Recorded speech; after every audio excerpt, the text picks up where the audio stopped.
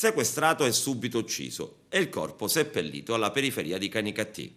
A quasi 6 mesi risolto il giallo della scomparsa di Calogero Brunetto, 60 anni, piccolo imprenditore di Licata, del quale non si avevano più notizie dallo scorso 7 maggio.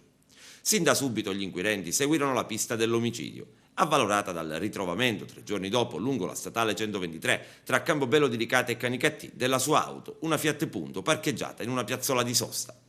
Indagini che subito portarono alla individuazione dei 2 presunti assassini. Angelo Carità, 58 anni, imprenditore agricolo, e Angelo Bianchi, 37, suo dipendente, arrestati il 20 maggio.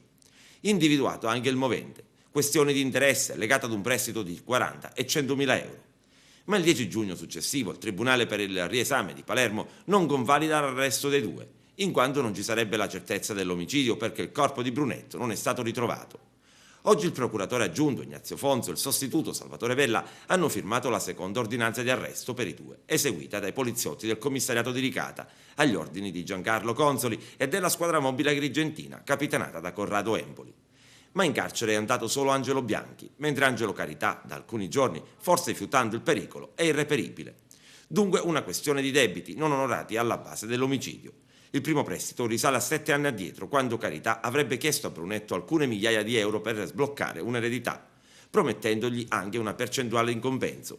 Angelo Bianchi sarebbe stato un fiancheggiatore di Carità.